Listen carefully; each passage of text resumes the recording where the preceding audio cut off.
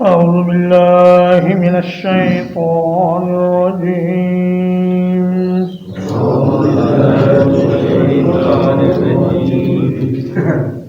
وزكريا إذ نادى ربه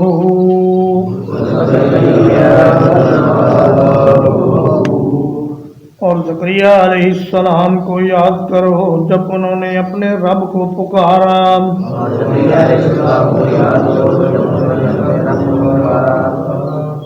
رب لا تذرنی فردا اے میرے رب مجھے اکیلا نہ چھوڑیے وَأَنْتَ خَيْرُ الْوَارِثِينَ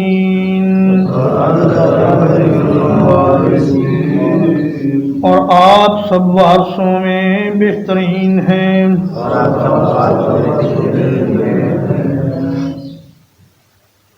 فرمایا کہ حضرت ایوب علیہ السلام اور یونس علیہ السلام اور دیگر انبیاء کے قصے بیان کرنے سے نبی کریم صلی اللہ علیہ وسلم کو تسلی دینا مقصود تھا، اور اب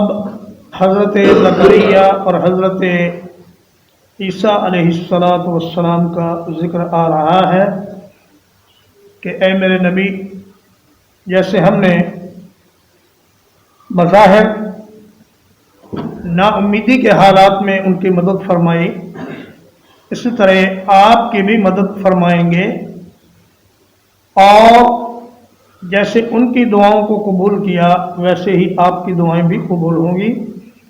اور عیسیٰ علیہ السلام کے آسمانوں پر اٹھائے جانے میں رسول اللہ صلی اللہ علیہ وسلم کی معراج کی طرف بھی اشارہ ہے کہ اگر وہ زندہ جسم اور روح کے ساتھ آسمانوں پر جا سکتے ہیں تو میرا آخری پیغمبر بھی آسمانوں پر جا کر پھر زمین پر واپس آئے گا، اور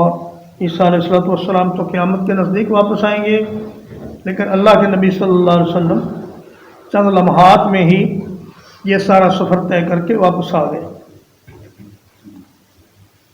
تو فرمایا کہ زکریا علیہ السلام بوڑھے ہو گئے، اور یہ بنی اسرائیل کے ایک نبی تھے جو حضرت سلیمان علیہ السلام کی اولاد میں سے تھے۔ انہوں نے اپنی سالی کی بیٹی مریم کو اپنی کفالت میں لیا، ان کے ہاں کوئی اولاد نہیں تھی، اور انہوں نے بیت المقدس میں ان کے لیے ایک خاص جگہ مخصوص کر دی جس میں وہ اللہ کی عبادت کیا کرتی تھی۔ ایک روز دیکھا کہ سیدہ مریم بے موسمی پھل کھا رہی ہیں، تو کہا کہ یا مریم انا لک ھذا، اے مریم یہ پھل کہاں سے آئے؟ قالت هو من عند اللہ، انہوں نے کہا یہ اللہ پاک نے اپنی خاص رحمت سے مجھے عطا فرمائے ہیں۔ تو ہنالک دعا زکریا ربہ، اسی وقت زکریا علیہ السلام کے دل میں اس خواہش نے انگڑائی لی کہ یا اللہ اگرچہ میرا بھی اولاد حاصل کرنے کا موسم گزر چکا ہے، لیکن آپ کے لیے کیا مشکل ہے، آپ مجھے اس بڑھاپے میں بھی بچہ عطا کر سکتے ہیں۔ تو کہا یا اللہ میرا دینی وارث جو میرے بعد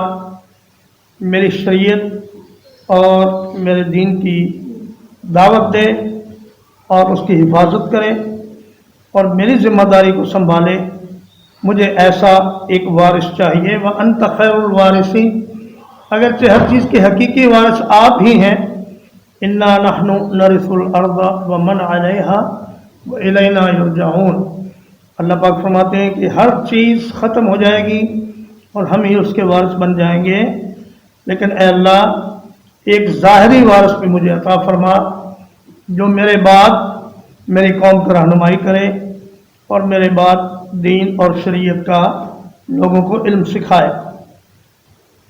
فاستجبنا لہ، تو ہم نے اس کی دعا کو قبول کر لیا۔ ووهبنا له يحيى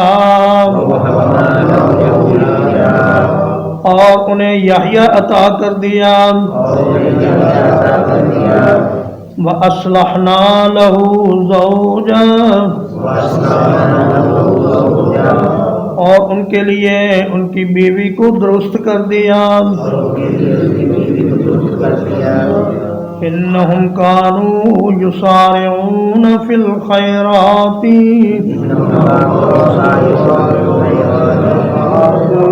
بلا شبہ یہ سب نبی نیکیوں میں جلدی کیا کرتے تھے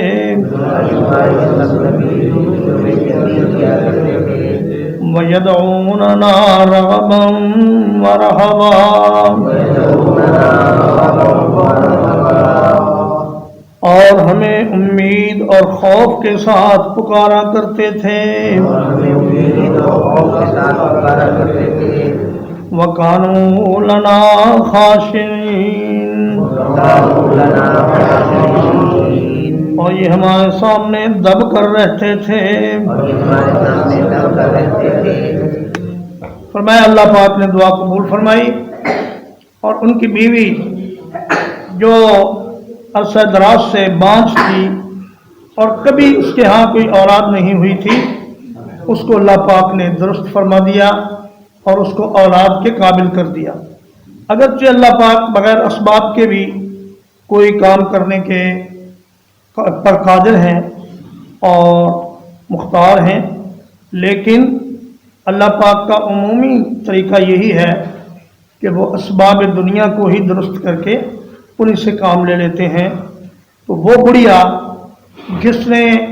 اپنی عمر بھی گزار لی اولاد پیدا کرنے والی اور جو ویسے جوانی میں بھی بانجھ ہی تھی اور کبھی اس کے کوئی بچہ نہیں ہوا تھا اللہ پاک نے اس کو تندرست فرما دیا اور اسے اولاد کے قابل بنا دیا اور ایسا بیٹا عطا فرمایا کہ جو نبی بھی تھا اور جو انتہائی پاک باز اور بہت اللہ کے خوف سے رونے والا اور بڑا ہی عفت مآب بیٹا تھا اور جس نے حضرت زکریا علیہ السلام کی جگہ کو بڑے احسن طریقے سے پر کیا اور اپنی قوم کی بہت شاندار طریقے سے رہنمائی کی فرمایا انہم کانوا یسارعون فی الخیرات یہ جتنے انبیاء کا تذکرہ گزرا ہے یہ نیکیوں کی طرف بڑی جلدی لپکتے تھے اور ایک دوسرے سے بڑھ چڑھ کر نیکی کے کام میں حصہ لیتے تھے نبی کریم صلی اللہ علیہ وسلم کے بارے میں سیدنا عبداللہ ابن عباس رضی اللہ تعالیٰ عنہ بیان کرتے ہیں کہ قال رسول اللہ صلی اللہ علیہ وسلم لرجل وهو یعظہ اللہ کے نبی صلی اللہ علیہ وسلم ایک آدمی کو نصیحت کر رہے تھے آپ نے اس سے فرمایا اغتنم خمسا قبل خمس کہ اے میرے بھائی پانچ چیزوں سے پہلے غنیمت سمجھو شبابک قبل حرمک اپنی جوانی کو اپنے بڑھاپے کے آنے سے پہلے غنیمت سمجھو جو عبادت اللہ کی کرنی ہے جو مخلوق خدا کی خدمت کرنی ہے جو لوگوں کے کام آنا ہے جوانی میں ہی وہ کر لو ورنہ بڑھاپے میں تم کرنا چاہو گے لیکن کر نہیں سکو گے جب بڑھاپا آ جائے گا تو پھر نہ تم کسی کے کام آ سکو گے نہ کسی کی مشکل حل کر سکو گے اور نہ اللہ کی عبادت صحیح طریقے سے کر سکو گے راتوں کا اٹھنا اور نمازوں میں باجماعت ملنا یہ تمہارے لیے مشکل سے مشکل تر ہوتا چلا جائے گا اس لیے جوانی ہی میں جو کرنا ہے وہ کر لو اور فرمایا کہ وصحتک قبل سقمک اور اپنی صحت کو غنیمت سمجھو اپنے بیماری سے پہلے کوئی آدمی فالج کا مریض ہو جائے یا کوئی آدمی راشے کا مریض ہو جائے یا کوئی ہائی بلڈ پریشر یا شوگر کا مریض ہو جائے اس سے پہلے جب اس کو صحت اور تندرستی حاصل ہے اس وقت وہ اللہ کی عبادت بھی کر لے اور اللہ کے بندوں کے حقوق بھی ادا کر لے، ورنہ بیمار ہونے کے بعد آدمی کچھ بھی نہیں کر سکتا۔ اور فرمایا وغناءک قبل فقرک، اور اپنی جو تمہاری خوشحالی ہے اس کو اپنی تنگ دستی اور فقیری سے پہلے اس میں کچھ کام کر لو، کچھ اس سے فائدہ اٹھا لو۔ جب تمہاری جیب ہی خالی ہو جائے گی تو پھر کسی غریب کی تم کیا مدد کرو گے؟ اولاد اڑ جائے گی اپنے اپنے گھروں میں اپنی اپنی بیویوں کو لے کر، اور تم کمائی کے قابل نہ رہو گے۔ اس لیے لاچار اور مجبور ہو کر پھر اللہ کی طرف متوجہ ہوگے۔ تو اب جب کہ تمہاری جیب میں پیسے ہیں اس وقت کچھ نیکی کے کام کر لو، کچھ مخلوق خدا کی خدمت کر لو۔ اور فرمایا وَفَرَاغَكَ قَبْلَ شُغْلِكَ، اور یہ جو تمہارے پاس فرصت ہے اس کو مصروفیت سے پہلے اس سے فائدہ اٹھا لو۔ انسان بعض اوقات ایسے مشکل معاملات میں پھنس جاتا ہے کہ اس کو نماز کے لیے ٹائم نکالنا بھی مشکل ہو جاتا ہے، اور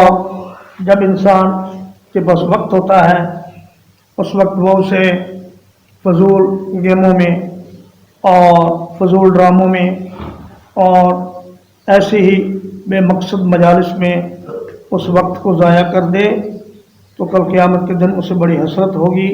کہ کاش مجھے دنیا میں جو وقت تھوڑا سا ملا تھا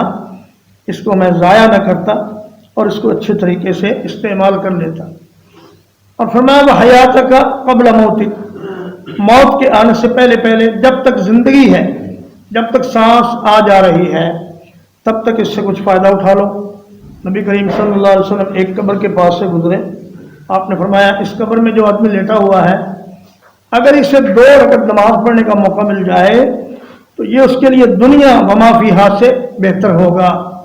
لیکن یہ موقع اب اس کو مل نہیں سکتا، اس لیے کہ اس کا عمل کا دفتر بند کر دیا گیا ہے اور کوئی بھی نیک کام کرنے سے وہ قاصر ہے، الا یہ کہ اس کی اولاد اس کے لیے دعا کرے یا اچھے کام کرے، یا اس نے کوئی دنیا میں مخلوق خدا کی بھلائی کے لیے کام کیا ہوا تو وہ مرنے کے بعد بھی اس کے کام آئے گا، لیکن موت آنے سے پہلے فرمایا زندگی سے فائدہ اٹھا لو۔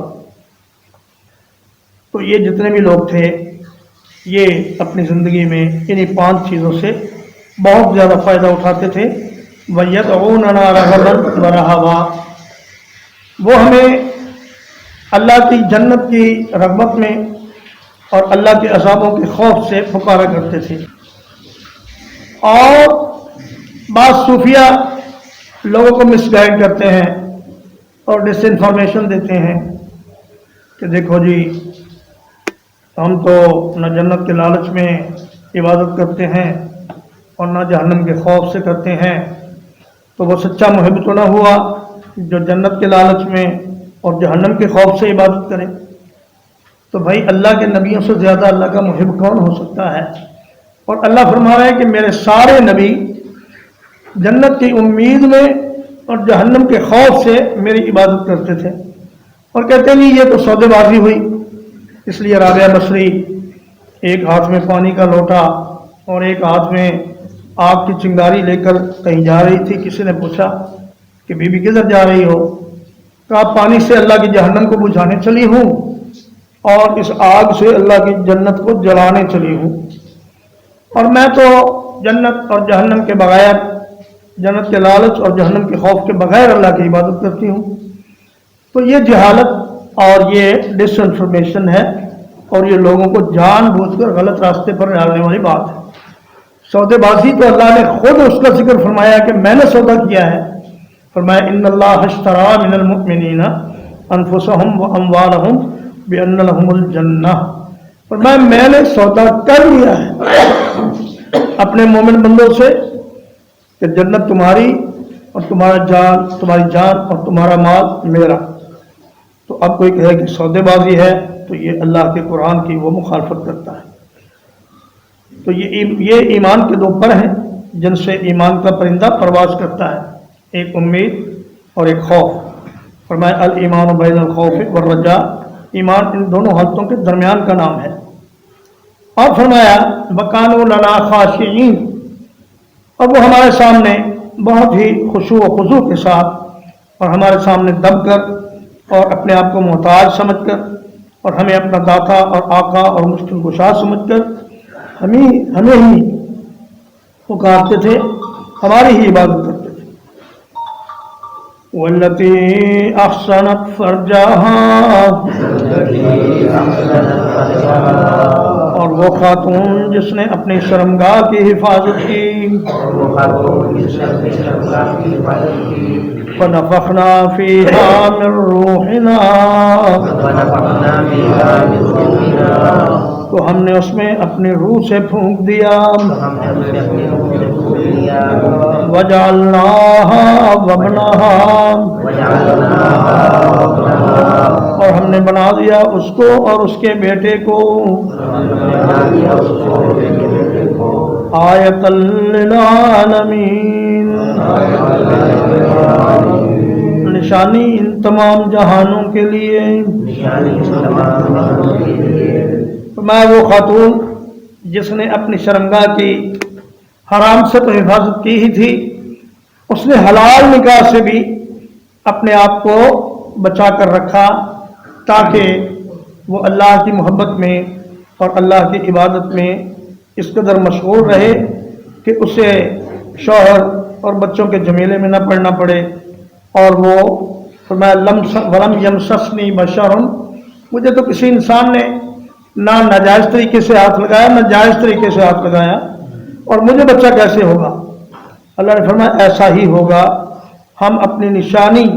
मखलूक खुदा को दिखाना चाहते हैं। तो जिब्रील अमीन ने उनके गिरबान में फूंक मारी और हज़रत ईसा अलैहिस्सलाम का उनको हमल हो गया। वैसे तो हर बच्चे को उसमें रूह फरिश्ता ही फूंकता है, लेकिन ईसा अलैहिस्सलाम का इम्तियाज़ ये है कि दुनिया के तमाम बच्चों में रूह उनका जिस्म बनने के बाद फूंकी जाती है, लेकिन ईसा अलैहिस्सलाम का जिस्म बनने से पहले उनकी वालिदा के गिरबान में फूंक मारी गई, जिससे उनका जिस्म बनना शुरू हो गया। तो फरमाया हमने इन दोनों को, मरियम को भी और उनके बेटे को भी, दुनिया वालों के लिए निशानी बना दिया। यहूदियों ने इंतहाई गंदे और गलीज़ इल्ज़ामात सैयदा मरियम पर लगाए, मगर अल्लाह ने उनकी पाक दामनी को कुरान मजीद में बारहा बयान किया। फिर रूह नास से कोई आदमी गलतफहमी का शिकार न हो जाए, जैसे कि ईसाई हो गए और कहा कि ये अल्लाह का बेटा है। फरमाया कि यह रूह की निस्बत अल्लाह की तरफ तशरीफ़ व तकरीम के लिए की गई है। जैसे फरमाया बैतुल्लाह और नाक़तुल्लाह, अल्लाह का घर और अल्लाह की ऊँटनी। इसी तरह फरमाया कि आदम अलैहिस्सलाम को भी फरमाया फनफ़ख़्तु फ़ीहि मिन रूही, मैंने उसमें भी अपनी रूह फूंकी, यानी अपनी तरफ से मैंने वो रूह फूंकी जो ख़ास रूह थी। और बाज़ लोग कहते हैं कि रूह अल्लाह की ज़ात का हिस्सा है और अल्लाह के नूर से बनी है और अल्लाह का जुज़ है। ये बात गलत है। रूह भी अल्लाह की दूसरी मखलूक की तरह एक मखलूक है जो अल्लाह के अम्र से पैदा हुई है, और रूह को गैर मखलूक समझना यह बहुत बड़ी गलती है। तर्जुमा एक बार, वज़करिया इज़ नादा रब्बहू, और ज़करिया अलैहिस्सलाम का जिक्र करो जब उन्होंने अपने रब को पुकारा।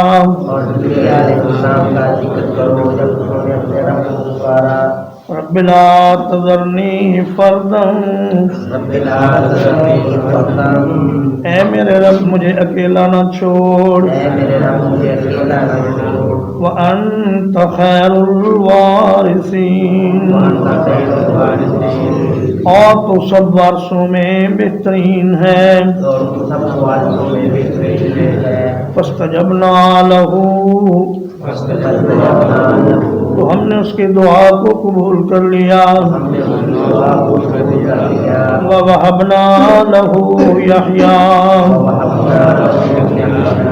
और उसे यहया अता कर दिया। व अस्लहना लहू ज़ौजा, और उसके लिए उसकी बीवी को तंदुरुस्त कर दिया। إنهم كانوا يسارعون في الخيرات یہ سب حضرات نیکی کے کاموں میں جلدی کیا کرتے تھے وَيَدْعُونَنَا رَغَبًا وَرَهَبًا اور ہمیں رغبت اور خوف کے ساتھ پکارتے تھے وَكَانُوا لَنَا خَاشِعِينَ اور ہمارے لیے بہت خشوع کرنے والے تھے وَالَّتِي أَحْسَنَتْ فَرْجَهَا اور وہ خاتون جس نے اپنی شرمگاہ کی حفاظت کی فَنَفَخْنَا فِيهَا مِن رُّوحِنَا تو ہم نے اس میں اپنے روح میں سے پھونک دیا وَجَعَلْنَاهَا وَابْنَهَا